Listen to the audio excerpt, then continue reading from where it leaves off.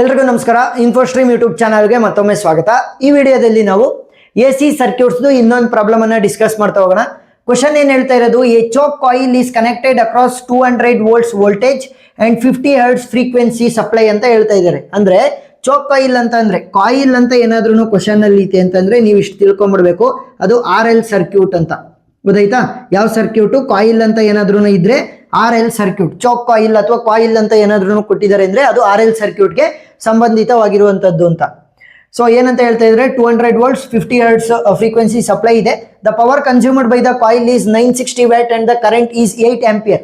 8 ampere current ಅನ್ನ consume ಮಾಡುತ್ತೆ, ಅದರ ಜೊತೆಗೆ 960 watts ಆಫ್ ಪವರ್ ಅನ್ನ ಕನ್ಸ್ಯೂಮ್ ಮಾಡುತ್ತೆ.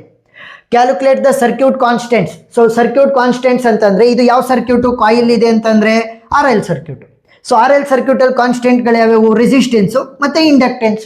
ಎಲ್ಲ ಅಂದ್ರೆ ಇಂಡಕ್ಟೆನ್ಸ್ ಅಲ್ವಾ, ರೆಸಿಸ್ಟೆನ್ಸ್ ಇಂಡಕ್ಟೆನ್ಸ್ ಅನ್ನ ವ್ಯಾಲ್ಯೂನ ನಾವು ಕಂಡುಹಿಡಿಬೇಕಾಗುತ್ತೆ. ಅದೇ ಏನಾದ್ರೂ RC ಸರ್ಕ್ಯೂಟ್ ಆಗಿದ್ರೆ ರೆಸಿಸ್ಟೆನ್ಸ್ ಕೆಪಾಸಿಟೆನ್ಸ್ ಕಂಡುಹಿಡಿಬೇಕಿತ್ತು.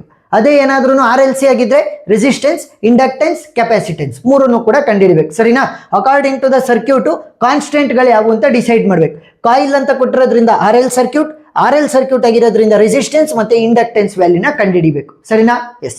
ಸೊ ಸೊಲ್ಯೂಷನ್ ಬರಿಬೇಕಾದ್ರೆ ನೀವು ನೆನಪಿರ್ಬೇಕು, ಗಿವನ್ ಅನ್ನ ಬರಿಲೇಬೇಕು. ಸೊ ಬರೆದ್ರೆ ನಿಮಗೆ ಮಾರ್ಕ್ಸ್ ಅನ್ನ ಕೊಡೋದು. ಸೊ ಫಸ್ಟ್ ಗಿವನ್ ಏನ್ ಬರಿಬೇಕು? ಕ್ವಶನ್ ಅಲ್ಲಿ ಏನ್ ಕೊಟ್ಟಿದ್ದಾರೆ? 200 volts ವೋಲ್ಟೇಜ್ ಇದೆ. So voltage is equal to 200 volts. ಅದಕ್ಕಿಂತ ಮುಂಚೆ RL ಸರ್ಕ್ಯೂಟ್ ಅಂತ ಬರೀರಿ. ಇದು ಯಾವ್ದು? ಇದು circuit RL circuit. 200 voltage. Next 50 hertz frequency ಇದೆ. So frequency is equal to 50 hertz. Next the power consumed by the coil is 960 watt. So power is equal to 960 watts and the current is 8 ampere. so current I will be equal to 8 ampere. Calculate the circuit constant. circuit constant ಅಂತಂದ್ರೆ resistance ಅನ್ನ calculate ಮಾಡಬೇಕು, inductance ಅನ್ನ ಕೂಡ ನಾವು calculate ಮಾಡಬೇಕಾಗುತ್ತೆ. So ಈಗ ಒಂದೊಂದಾಗಿ explain ಮಾಡ್ತಾ ಹೋಗ್ತೀನಿ, ನೀಟಾಗಿ ಕ್ಲಾಸ್ ಅನ್ನ ಕೇಳ್ಕೊಳ್ಳಿ, ಆಮೇಲೆ ನೀವು ನೋಟ್ಸ್ ಅನ್ನ ಬರ್ಕೊಂತ್ರಿ. ಫಸ್ಟ್ ರೆಸಿಸ್ಟೆನ್ಸ್ ಅನ್ನ ನಾವು ಈಸಿಯಾಗಿ ಕ್ಯಾಲ್ಕುಲೇಟ್ ಮಾಡ್ಬೋದು. ಯಾವ ರೀತಿ? ನಮಗೆ ಒಂದು ಫಾರ್ಮುಲಾ ಗೊತ್ತಿದೆ, P is equal to I square R ಅಂತಂದ್ರೆ power value will be equal to square of the current into resistance. P value ಗೊತ್ತಿದೆ, I ವ್ಯಾಲ್ಯೂ ಗೊತ್ತಿದೆ. ಸೊ R ವ್ಯಾಲ್ಯೂನ ಈಸಿಯಾಗಿ ಕಂಡುಹಿಡಿಬಹುದು. ನನಗೆ R ವ್ಯಾಲ್ಯೂ ಮಾತ್ರ ಬೇಕಿರೋದು. So P divided by I square ಅನ್ನ ಈ ಕಡೆ ಕಳಿಸಿದ್ರೆ ಡಿನಾಮಿನೇಟರ್ ಬರುತ್ತೆ, ಯಾಕಂದ್ರೆ ಇದು ಮಲ್ಟಿಪ್ಲಿಕೇಶನ್ ಇರೋದು. So P divided by I square will be equal to resistance. So R will be equal to P divided by I square ಆಗುತ್ತೆ. ಸೊ ಇವಾಗ P ವ್ಯಾಲ್ಯೂ ಏನಂತ ಕೊಟ್ಟಿದ್ದಾರೆ? 960 watt. So 960 whole divided by I square. I value ಏನಿರೋದು 8. So 8 square ಅನ್ನ ಮಾಡ್ತಾ ಹೋಗೋಣ. So value ಏನಾಗುತ್ತೆ ನೋಡಿ, R will be equal to 960 whole divided by 8 square. So 8 square ಅಂತ ಅಂದ್ರೇನು? 8 8 64. So 960 whole divided by 64 value ಎಷ್ಟಾಗುತ್ತೆ ನಮಗೆ? 15. So 15 ohm. ಯಾಕೆ? ರೆಸಿಸ್ಟೆನ್ಸ್ ಅನ್ನು ಓಮ್ ಇಂದ ರೆಪ್ರೆಸೆಂಟ್ ಮಾಡ್ತಾ ಹೋಗ್ತೀವಿ. ಈಗ ಒಂದು ಕಾನ್ಸ್ಟೆಂಟ್ ವ್ಯಾಲ್ಯೂನ ಕಂಡುಹಿಡ್ಕೊಂಡೆ, ಆದ್ರೆ ಎರಡನೇ ಕಾನ್ಸ್ಟೆಂಟ್ ಇದೆಯಲ್ಲ, ಇದೇ ಒಂಚೂರು ಟ್ರಿಕ್ಕಿ. ಯಾಕಂತಂದ್ರೆ ನನಗೆ ಇಲ್ಲಿ ಫಾರ್ಮುಲಾನ ಬರೀತಾ ಹೋಗ್ತೀನಿ ನೋಡಿ, ಇದನ್ನ ಬರ್ಕೊಳಕ್ ಹೋಗ್ಬೇಡ್ರಿ. ಈಗ ನನಗೆ ಎಲ್ ಬೇಕು. ಎಲ್ ಅಂದ್ರೇನು? ಇಂಡಕ್ಟೆನ್ಸ್. ಆ ವ್ಯಾಲ್ಯೂ ಬೇಕು ಅಂತಂದ್ರೆ ನಾನು XL ವ್ಯಾಲ್ಯೂನ ಕ್ಯಾಲ್ಕುಲೇಟ್ ಮಾಡ್ಬೇಕಾಗುತ್ತೆ. XL will be equal to 2πfl. ಸರಿನಾ? 2πfl. ಎಲ್ ಬೇಕು ಅಂತಂದ್ರೆ XL ಬೇಕು. XL ವ್ಯಾಲ್ಯೂ ಕೊಟ್ಟಿದ್ದಾರಾ? ಇಲ್ಲ. ಸೊ XL ವ್ಯಾಲ್ಯೂ ಬೇಕು ಅಂತಂದ್ರೆ ಇಂಪಿಡೆನ್ಸ್ Z ವ್ಯಾಲ್ಯೂನ ಕ್ಯಾಲ್ಕುಲೇಟ್ ಮಾಡ್ಬೇಕಾಗತ್ತೆ. ಇಂಪಿಡೆನ್ಸ್ Z ಏನಾಗಿರುತ್ತೆ? Root of R square plus XL square ಆಗಿರುತ್ತೆ. ಯಾಕೆ? ಇದು RL ಸರ್ಕ್ಯೂಟ್ ಆಗಿರೋದ್ರಿಂದ impedance will be Z is equal to R square plus XL square. ಈಗ ನನಗೆ ಇಂಪಿಡೆನ್ಸ್ ವ್ಯಾಲ್ಯೂ Z ವ್ಯಾಲ್ಯೂ ಗೊತ್ತಾ? ಅದು ಕೂಡ ಗೊತ್ತಿಲ್ಲ. ಸೊ ಅದು ಬೇಕು ಅಂತಂದ್ರೆ I is equal to V divided by Z ಅನ್ನ ಯೂಸ್ ಮಾಡ್ತಾ ಹೋಗ್ತೀವಿ. ಯಾಕಂದ್ರೆ ಕರೆಂಟ್ ವ್ಯಾಲ್ಯೂ ಕೊಟ್ಟಿದ್ದಾರೆ, ವೋಲ್ಟೇಜ್ ವ್ಯಾಲ್ಯೂ ಅವರೇ ಕೊಟ್ಟಿದ್ದಾರೆ. ಸೊ ಇಂಪಿಡೆನ್ಸ್ ಅನ್ನ ಕ್ಯಾಲ್ಕುಲೇಟ್ ಮಾಡ್ಬೋದು Z. ಸೊ ಆ Z ವ್ಯಾಲ್ಯೂನ ಇಲ್ಲಿಗೆ ಹಾಕಿದ್ರೆ ರೆಸಿಸ್ಟೆನ್ಸ್ ವ್ಯಾಲ್ಯೂ ಕ್ಯಾಲ್ಕುಲೇಟ್ ಮಾಡ್ಕೊಂಡಿದೀನಿ. ಸೊ XL ಸಿಗುತ್ತೆ. XL ಸಿಕ್ತು ಅಂತಂದ್ರೆ ಇಲ್ಲಿ ಸಬ್ಸ್ಟಿಟ್ಯೂಟ್ ಮಾಡಿದಾಗ ಫ್ರೀಕ್ವೆನ್ಸಿ ವ್ಯಾಲ್ಯೂ ಆಲ್ರೆಡಿ ಗೊತ್ತಿದೆ. ಸೊ L ವ್ಯಾಲ್ಯೂ ಆರಾಮಾಗಿ ಸಿಗುತ್ತೆ. ಫಸ್ಟ್ ಇದನ್ನ ಯೂಸ್ ಮಾಡಬೇಕು. ನೆಕ್ಸ್ಟ್ ಇಲ್ಲಿ Z ವ್ಯಾಲ್ಯೂನ ಕ್ಯಾಲ್ಕುಲೇಟ್ ಮಾಡ್ಕೊಂಡು ಈ ಒಂದು ಇಕ್ವೇಶನ್, ನೆಕ್ಸ್ಟ್ XL ವ್ಯಾಲ್ಯೂನ ಕ್ಯಾಲ್ಕುಲೇಟ್ ಮಾಡ್ಕೊಂಡು L ವ್ಯಾಲ್ಯೂನ ಕಂಡುಹಿಡಿಬಹುದು. 3 ಸ್ಟೆಪ್ಗಳು. ಸೊ ಸಾಲ್ವ್ ಮಾಡ್ತಾ ಹೋಗೋಣ. First I will be equal to V divided by Z. But ನನಗೆ ಬೇಕಾಗಿರೋದೇನೋ Z ವ್ಯಾಲ್ಯೂ. So Z will be equal to V divided by I. ಅಂದ್ರೆ Z ಇಲ್ಲಿ ಬರುತ್ತೆ, I ಇಲ್ಲಿ ಬರುತ್ತೆ. ವೋಲ್ಟೇಜ್ ವ್ಯಾಲ್ಯೂ ಎಷ್ಟು ಅಂತ ಕೊಟ್ಟಿರೋದವರು 200 volts divided by current value ಎಷ್ಟು ಅಂತ ಕೊಟ್ಟಿದ್ದಾರೆ? 8 ampere. ಸೊ ವ್ಯಾಲ್ಯೂ ಎಷ್ಟಾಗುತ್ತೆ ನಮಗೆ? 200 volt divided by 8 value will be 25. So ನನಗೆ ಇಂಪಿಡೆನ್ಸ್ Z ವ್ಯಾಲ್ಯೂ ಸಿಕ್ತು, ದಟ್ ಈಸ್ 25. ಸೊ ಇಲ್ಲಿ ಸಬ್ಸ್ಟಿಟ್ಯೂಟ್ ಮಾಡೋಣ. So Z will be equal to root of R square plus Excel square.